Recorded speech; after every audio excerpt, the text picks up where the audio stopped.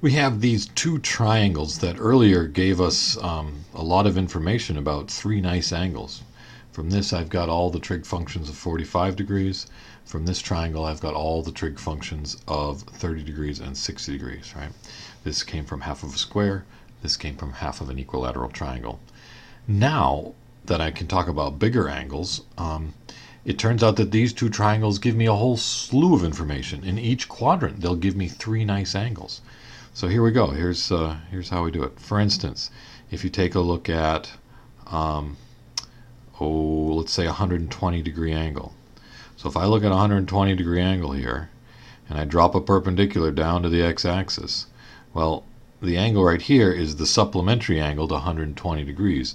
So my reference angle right in there, let me use red, my reference angle is 60 degrees. Okay.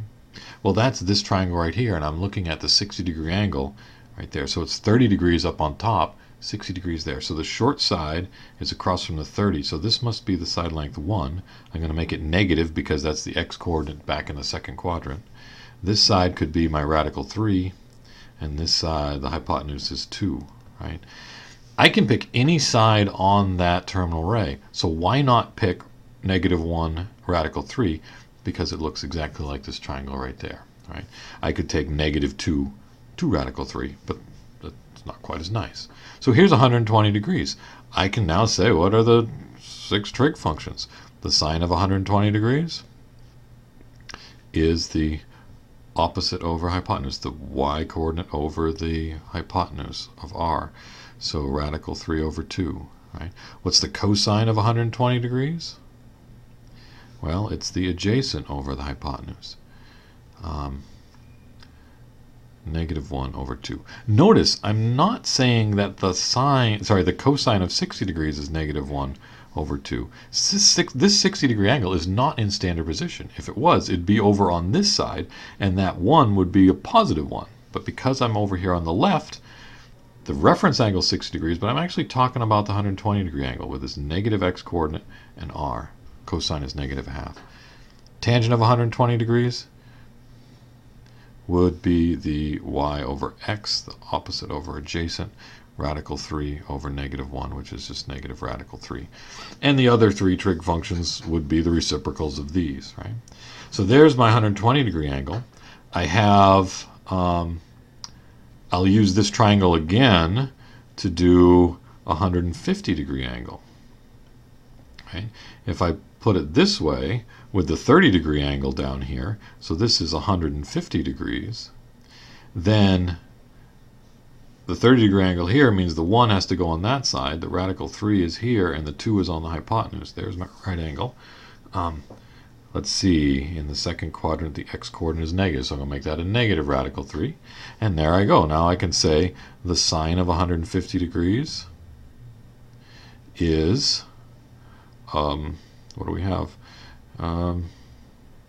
Sine, opposite over hypotenuse, is 1/2. The cosine of 150 degrees is the adjacent over hypotenuse, radical 3 over 2, but the radical 3 is negative. So, and the tangent of 150 degrees is the y over x, the opposite over the adjacent side. It's 1 over negative radical 3. That triangle, which gave me 30 and 60 degrees, is now giving me 120 and 150 degrees. Let's use this one in the second quadrant. So let's take a look at, what would that be? 135 degrees, right? That's 90 degrees plus 45. If I drop a perpendicular down here, my reference angle right there, that reference angle is 45 degrees. So that angle right in there is 45 degrees. That's a 45-45 right triangle. I'm going to put some side lengths on it. 1, 1, and the square root of 2. But I'm in the second quadrant, so the x-coordinate is negative. Right? And I think I've got all the information I need. The sine of 135 degrees should be the opposite side divided by the hypotenuse, 1 over the square root of 2. The cosine of 135 degrees should be x over r, the adjacent over the hypotenuse. equals minus 1 over the square root of 2. The tangent of 135 degrees is y over x, or opposite over adjacent, 1 over minus 1, which is just negative 1. The other three trig functions, you would take the reciprocal to get the reciprocals of these to get the other three. Okay. Let's try a second quadrant angle. Actually, let's use that 45-degree angle again down in the second quadrant. So if let's make that a little straighter here. If I look right down the middle of the third quadrant, I'm sorry, I want to be down in the third quadrant.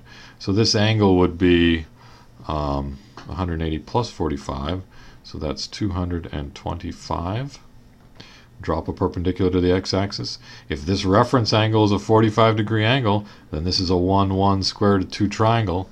But down in the third quadrant, both the x and the y are negative. Leave r positive, and here we go. What's the sine of 225 degrees? The sine of 225 degrees is the y coordinate over the r. It's minus 1 over the square root of 2. What's the cosine of 225 degrees? Well, it's x over r, right? Negative 1 over the square root of 2. What's the tangent of 225 degrees? Well, that would be y over x, opposite over adjacent. That would be minus 1 over minus 1, which happens to be plus 1. Right? The tangent down here in the fourth quadrant is positive because both x and y are negative. Let's do one more example out in the fourth quadrant. So let's do 330 degrees. Right? 360 would be all the way around. 330 degrees would be all the way over to there. 30 degrees shy of all the way around. So if I drop a perpendicular here, this reference angle right there, that one is 30 degrees. Right?